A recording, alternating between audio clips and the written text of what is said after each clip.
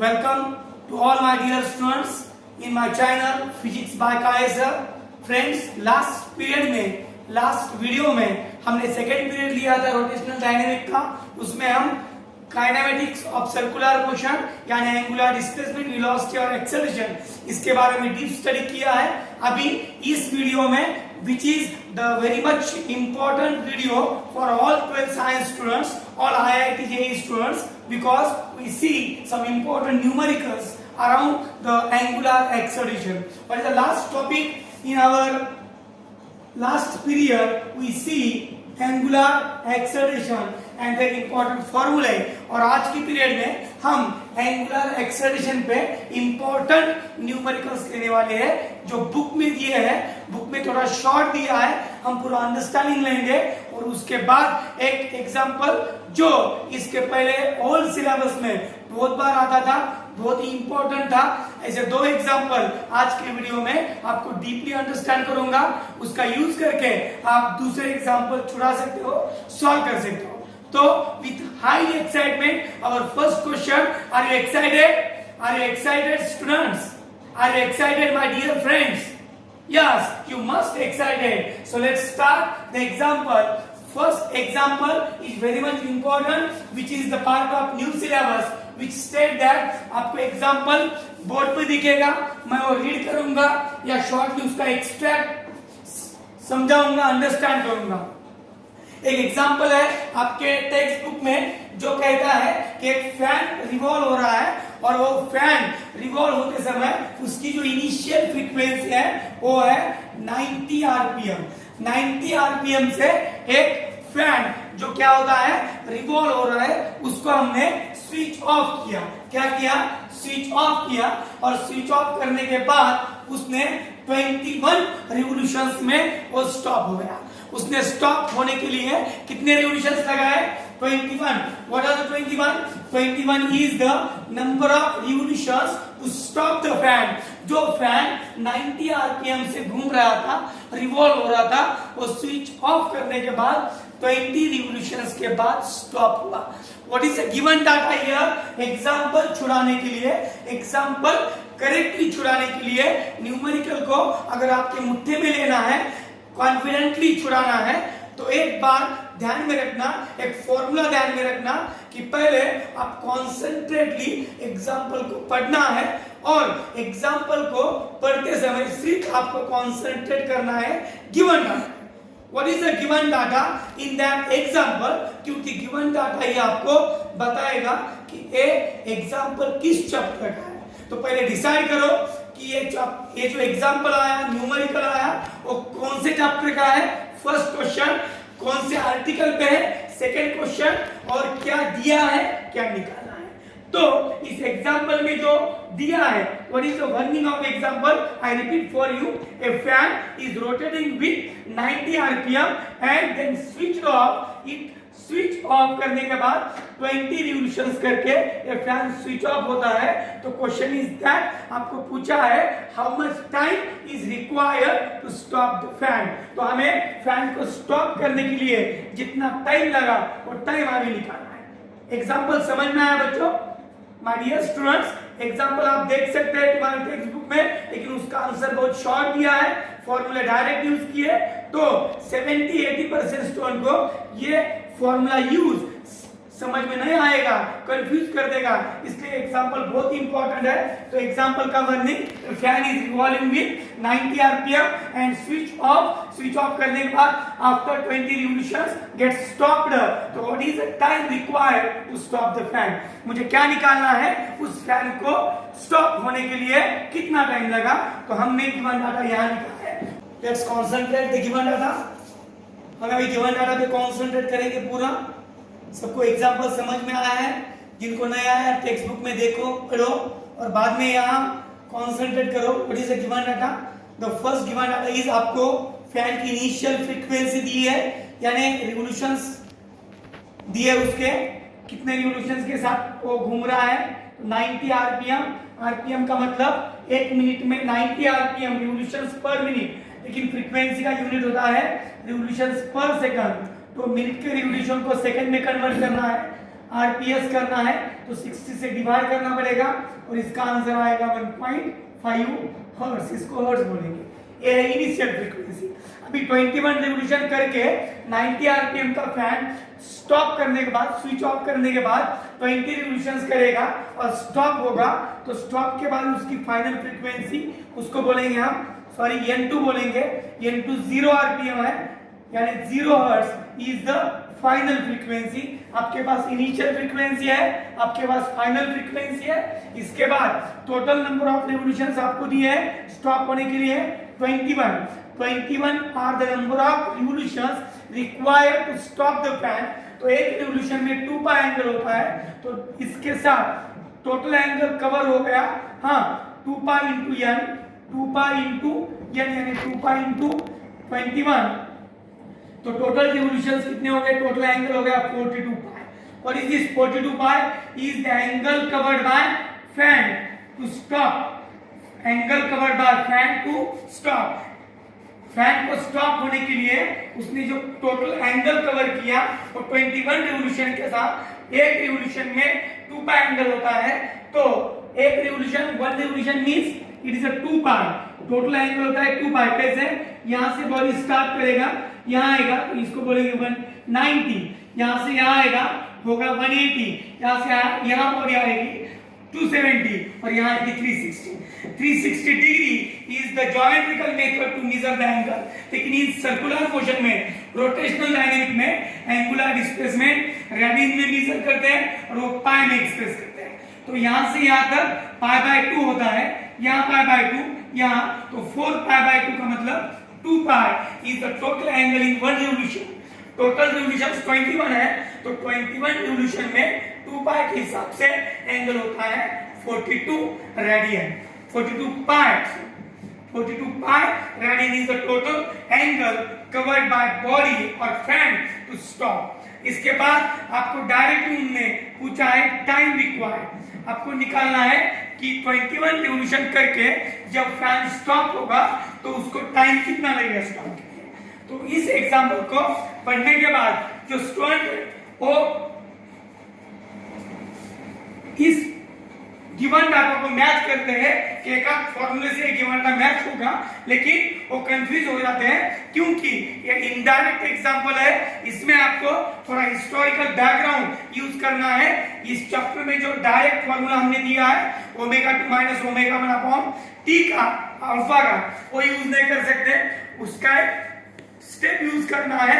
तो how to solve this type of example, please concentrate my dear student। तो शुरुआत में हमें सबको मालूम है, we know that angular acceleration is given by alpha का basic formula omega 2 - omega 1 divide by क्या है t, t यानी t2 - t1, उसको हम डायरेक्टली t बोलेंगे जो हमें निकालना है। What is this t? It is the time required to stop the fan। ये हमारा बेसिक फॉर्मूला है omega 2 - omega 1 divide by t। लेकिन हमारे पास ओमेगा है क्या? नहीं, हमारे पास फ्रीक्वेंसी। तो इस ओमेगा को फ्रीक्वेंसी में कन्वर्ट करना पड़ेगा।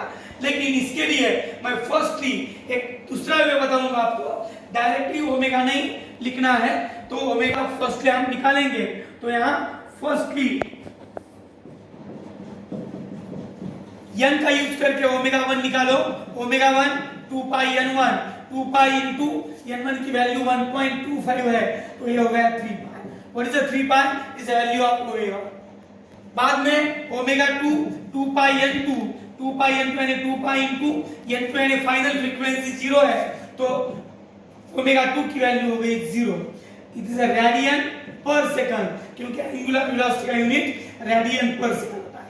तो हमारे पास 2 ओमेगा है, एक थीटा है, तो 2 ओमेगा और थीटा का यूज करके आपको टाइम निकालना है। How to conclude that example, how to solve that example, please see here. Firstly मैं अल्फा का फार्मूला यूज करूंगा। we know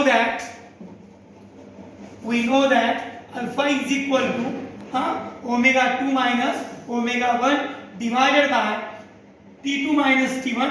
इसको हम कॉमनली t लिखेंगे। टाइम डिफरेंस यानी डायरेक्टली आपको पूछा है कि 90 आरपीएम का फैन 0 आरपीएम होने तक कितने टाइम में रुकेगा, तो 3 हमें निकालना है। It is a T is a time interval between 90 rpm to 0 rpm. ये अल्फा का एक फॉर्मूला है, इसको हम इक्वेशन 1 लिखे। बाद में थोड़ा बैकग्राउंड में जाना पड़ेगा।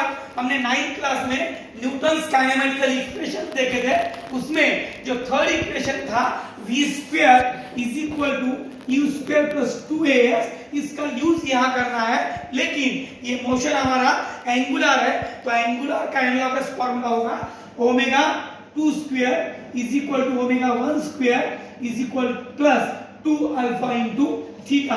ये क्या है sir? It is called as kinematical equation in circular motion. ये लीनियर मोशन का काइनेमेटिकल इक्वेशन है, थर्ड काइनेमेटिकल इक्वेशन। इसमें v फाइनल वेलोसिटी होती है, u initial velocity, a acceleration और s डिस्प्लेसमेंट। इसको कन्वर्ट किया एंगुलर में, ओमेगा स्क्वायर ओमेगा 2 यानी final angular velocity, initial angular velocity alpha theta. इसको मैंने क्यों इंट्रोड्यूस किया यहाँ? क्योंकि इस एग्जांपल में हमें थीटा दिया है।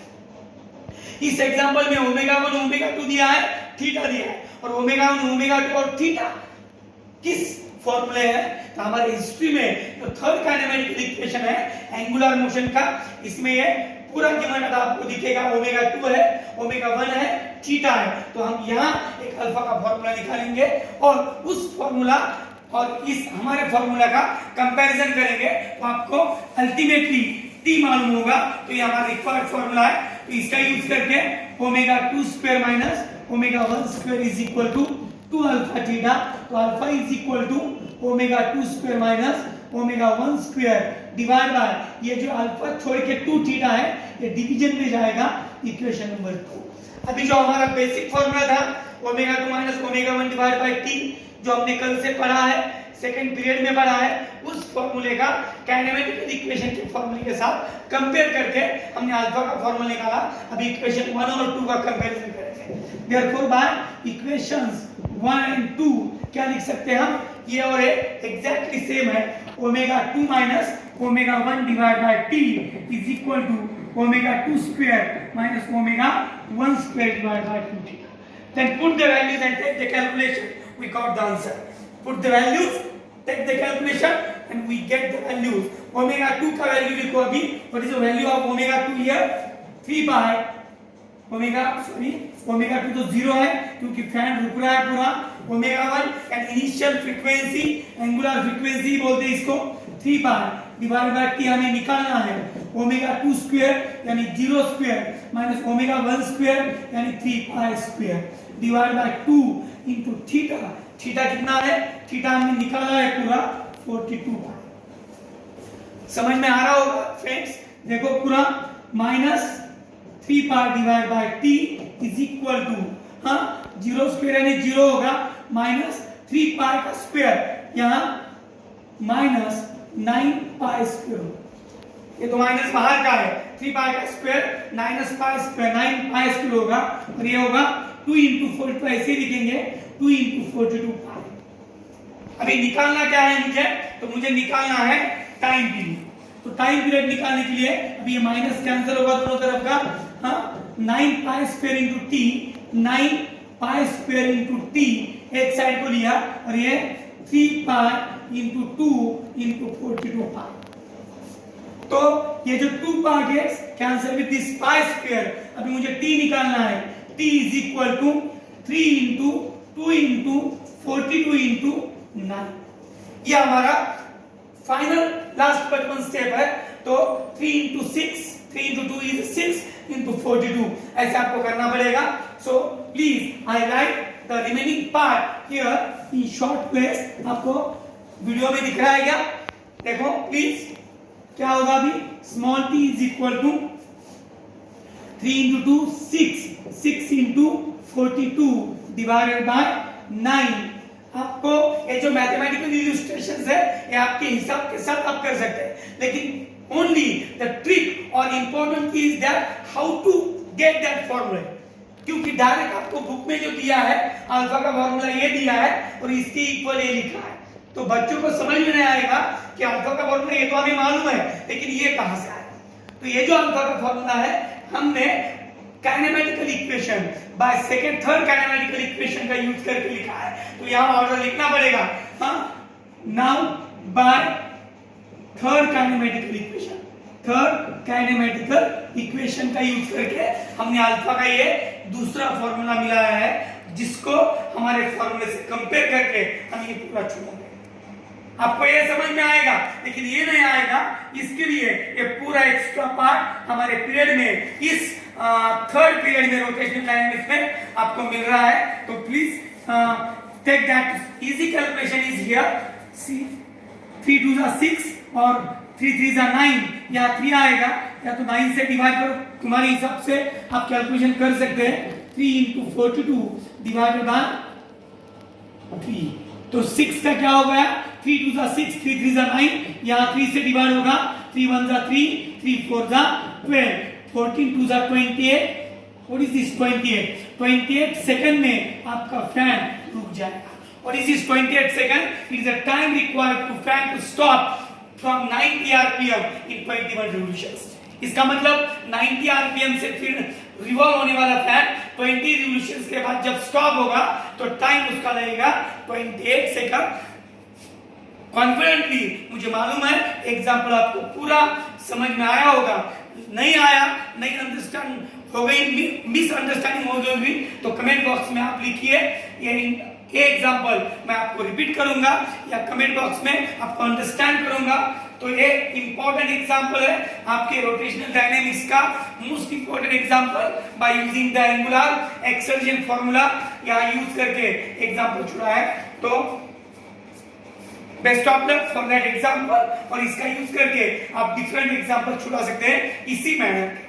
यस, इसके बाद हम नेक्स्ट एग्जांपल लेंगे एंगुलर एक्सप्रेशन पे। Let's concentrate over the second example. What is the second example said that? पहले एग्जांपल समझ के लेना कि ये जो एग्जांपल है, हमने जो लास्ट पीरियड में फॉर्मूला निकाला था एंगुलर एक्सेलरेशन का, क्या था formula? Alpha is equal to 2 pi into bracket n2 minus n1 divide by dt, time required to change the frequency और to change the angular velocity. इस पे एक एग्जांपल बहुत ही फेमस था, एग्जांपल बहुत बार आता था, मेनी टाइम्स एग्जामिनेशन में आता था। वो एग्जांपल हम यहाँ लेंगे जो बहुत इंपॉर्टेंट है। तो एग्जांपल का वर्निंग आपको शॉर्टली बताऊंगा। एक बॉडी है, a body is revolving in circular motion and performing the circular motion at the time its speed, उस बॉडी की जो स्पीड है वो चेंज हो रही है, changing is speed by 60 RPM to 180 RPM. 60 RPM की स्पीड 180 आरपीएम तक स्पीड बढ़ रही है एक बॉडी की जो सर्कुलर मोशन कर रही है, और उसको टाइम लग रहा है सपोज 20 सेकंड्स। 20 सेकंड में उस बॉडी की स्पीड 60 की 180 हो रही है। जो बॉडी 60 आरपीएम से घूम रही है उसकी स्पीड बढ़ के 180 आरपीएम हो रही है। ये आरपीएम क्या है? रिवॉल्यूशंस पर मिनट, यानी जो बॉडी 1 मिनट में 60 आरपीएम कर रही है, वही बॉडी 20 सेकंड के बाद, 20 सेकंड के बाद आपको कितना फ्रीक्वेंसी दे रही है? 180। तो आपको निकालना है उसका अल्फा, एंगुलर एक्सेलरेशन। तो please concentrate over the given data. We know that given data को हम शॉर्टली थोड़ा सा जो क्या करेंगे, क्या जोक है? फिजिक्स के पीरियड में तो जोक नहीं होता सर, पूरा सीरियस पीरियड होता है, लेकिन हमारा वीडियो जो है सीरियस करने के लिए है। जो सीरियस स्टूडेंट है उनको थोड़ा फिजिक्स को इजी लेने को सिखा रहा हूं मैं। Easy physics is the real physics, तो कंसंट्रेट करना पड़ेगा। अभी सेकंड क्लास में जाने वाला स्टूडेंट जो अभी पढ़ने को सीखा है इंग्लिश को, अभी वो क्या पढ़ेगा? देहात का स्टूडेंट वो इस गिवन डाटा को अल्टीमेटली गिवन डाटा नहीं बोलेगा, क्योंकि वो जी को जी बोलेगा तो एक जीवन दाता बोलेगा। तो रियली उसका वर्निंग हमारे लिए रियल है, क्योंकि हमारे लिए एग्जाम्पल का गिवन डाटा यही उस एग्जाम्पल का जीवन दाता होता है। यानी given data is given data for any numerical. So what is given data in our example? तो हमें क्या दिया है? उस बॉडी की इनिशियल फ्रीक्वेंसी दी है, वो बॉडी जो घूम रही है वो 60 आरपीएम के साथ घूम रही है।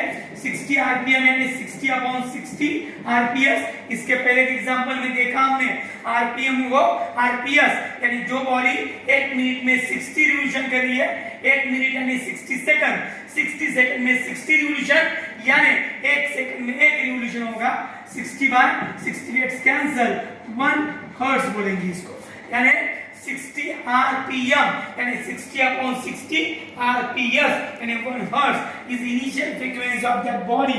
What is the final frequency? वो बॉडी रिवॉल्व हो रही है, लेकिन उसकी स्पीड बढ़ के 60 के कन्वर्ट होके 180 RPM हो रही है। तो 180 RPM यानी 180 रिवॉल्यूशंस पर मिनट, तो उसको पर सेकंड करने के लिए 60 से डिवाइड करो, RPS होगा, उसको बोलेंगे हम 3 hertz. What is this? So initial frequency, so final. लेकिन इस 60 RPM को 180 होने के लिए कुछ टाइम तो लगेगा, तो वो टाइम आपको दिया है dt बोलेंगे हम हमारे फॉर्मूले के लिए, dt की वैल्यू दी है 20 सेकंड। अभी ये बॉडी फैन हो सकती है, any body in circular motion हो सकती है, नो प्रॉब्लम इज देयर।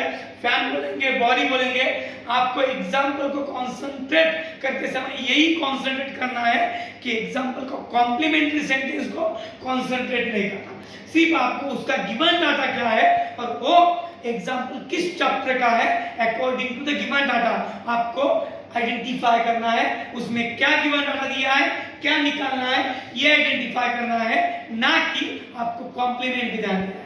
कभी फैन बोल सकते हैं, कभी स्टोन बोल सकते हैं, कभी मोटरसाइकिल बोल सकते हैं, कुछ भी कॉम्प्लीमेंट्री सेंटेंस वहां होंगे, लेकिन उनको कॉन्सेंट्रेट मत करो, सिर्फ आपको गिवन डाटा निकालना है। और इसका गिवन डाटा यही है कि एक बॉडी है, सर्कुलर मोशन कर रही है और उसकी स्पीड 60 से 180 RPM तक बढ़ रही है 20 सेकंड, तो स्पीड बढ़ना यानी एक्सेलरेशन होगा, तो एक्सेलरेशन आपको पूछा है। Very simple example is there, but formula simple नहीं है, फॉर्मूला थोड़ा इनडायरेक्ट है। कल हमने देखा था basic formula D omega by dt था अल्फा का, अल्फा का बेसिक फॉर्मूला क्या है, D omega by dt, omega 2 minus omega 1 divide by dt। लेकिन इसको चेंज करके हमने एक्सप्रेस किया था अल्फा को फ्रीक्वेंसी के फॉर्म में, जो ये फॉर्मूला है। तो ये फॉर्मूला स्टूडेंट ध्यान में नहीं रखते, इसलिए एग्जांपल उनको हार्ड लग सकता है। तो very easy example is there, तो हम एग्जांपल का आंसर स्टार्ट करते हैं। वी हैव, क्या बोलेंगे हम यहाँ, we have alpha is equal to 2 pi in bracket n2 minus n1 divided by dt।